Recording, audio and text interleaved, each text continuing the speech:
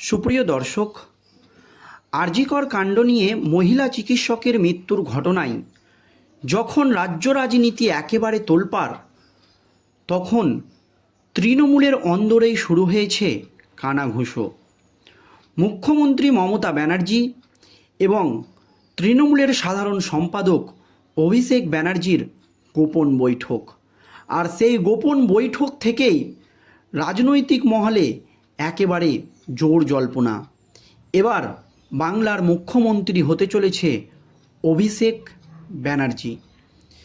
সেই গোপন বৈঠক থেকে কি তথ্য উঠে এসেছে এবং কেন হঠাৎ করে এই ধরনের খবর ছড়িয়ে পড়ল, এবং বাংলার যারা তৃণমূল নেতৃত্ব, হেভিওয়েট নেতৃত্ব, তাদের কি মতামত, আজকের এই প্রতিবেদনে আপনাদেরকে জানাবো। তবে যে খবরটা উঠে এসেছে সেটা কিন্তু অনেকটাই সত্য হতে চলেছে বলে মনে করছে অনেকেই। দর্শক, আপনারা সকলেই জানেন এই আরজিকর কাণ্ডে মহিলা চিকিৎসকের মৃত্যুর ঘটনায় রাজ্য রাজনীতি একেবারে তোলপাড়। এই আবহে প্রায় এক মাস হয়ে গেলেও আরজিকরের আন্দোলনকে কিছুতেই দমানো যাচ্ছে না। এর পরপরই এই আরজিকর কাণ্ড নিয়ে খোদ মুখ্যমন্ত্রী মমতা ব্যানার্জির বিরুদ্ধে মুখ খুলছে একের পর এক তৃণমূলের হেভিওয়েট নেতা মন্ত্রীরা। আপনারা জানেন, মুখ্যমন্ত্রী মমতা ব্যানার্জির বিরুদ্ধে বা তৃণমূলের বিরুদ্ধে মুখ খুলেই বিস্ফোরক মন্তব্য করেছেন তৃণমূল সাংসদ সুখেন্দু শেখর রায়। জানিয়ে প্রবল অস্বস্তিতে মুখ্যমন্ত্রী মমতা ব্যানার্জি। এর পরপরই তৃণমূলের অস্বস্তি বাড়িয়ে বা বিপদ বাড়িয়ে আরোই মুখ খুলেছেন তৃণমূলের রাজ্যসভার প্রাক্তন সাংসদ শান্তনু সেন। এবং খোদ তৃণমূলের মুখপাত্র কুণাল ঘোষ দাবি করেছেন যে আরজিকর কাণ্ডে কোনো সিদ্ধান্তে হয়তো কোনো ভুল হয়েছে, হতে পারে তাদের কোনো সিদ্ধান্ত মানুষের পছন্দ হয়নি। সেই জন্য এই আরজিকর কাণ্ড নিয়ে অভিষেক ব্যানার্জি যাতে সামনে থেকে নেতৃত্ব দেন, সেই দাবি বা আর্জি করেছিল কুণাল ঘোষ। এবং অনেকেই মনে করেছিল তখন যে এই আরজিকর কাণ্ডে সোশ্যাল মিডিয়ায় তীব্র প্রতিবাদ জানালেও মুখ্যমন্ত্রী মমতা ব্যানার্জি এবং অভিষেক ব্যানার্জিকে একই মঞ্চে দেখা যায়নি।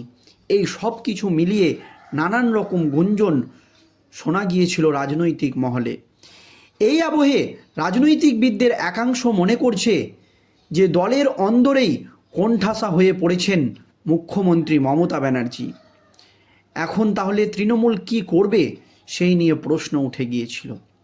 তবে 2026 পর্যন্ত এই সরকারকে ধরে রাখতে গেলে নতুন মুখের প্রয়োজন।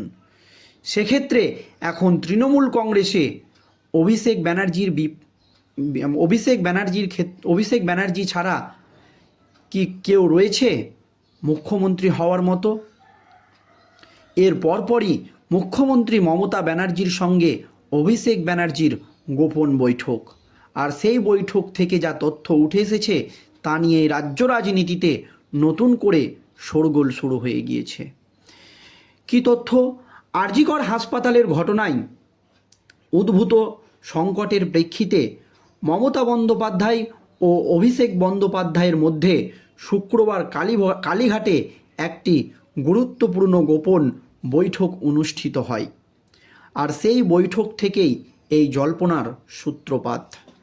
দীর্ঘ আলোচনার পর তৃণমূল কংগ্রেসের মধ্যে সম্পর্কের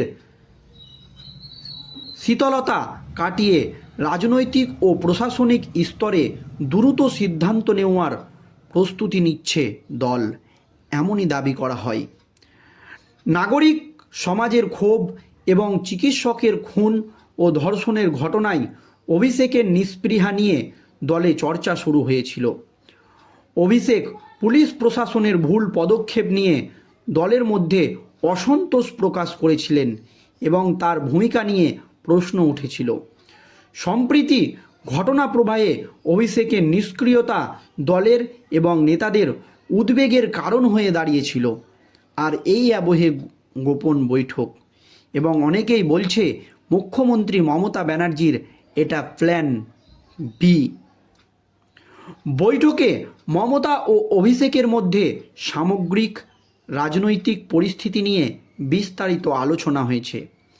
অভিষেক মমতাকে তার মতামত জানিয়ে দেন এবং মমতা দলের কর্তব্যের বিষয়ে কথা বলে। এই বৈঠকে তৃণমূল কংগ্রেস ও প্রশাসনের জন্য ইতিবাচক পদক্ষেপ হিসেবে ধরা হয়েছে।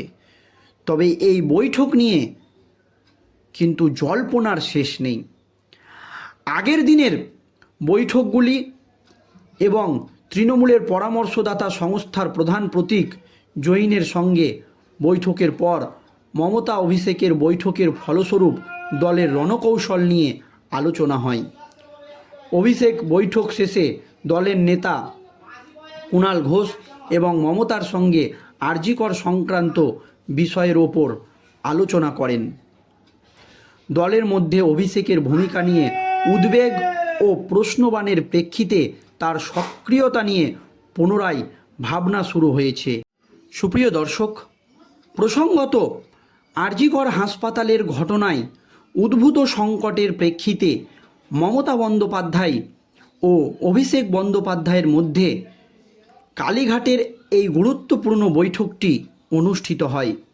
আর দীর্ঘ আলোচনার পর তৃণমূল কংগ্রেসের মধ্যে সম্পর্কের যে শীতলতা কাটিয়ে রাজনৈতিক ও প্রশাসনিক স্তরে দ্রুত সিদ্ধান্ত নেওয়ার প্রস্তুতি নিচ্ছে দল।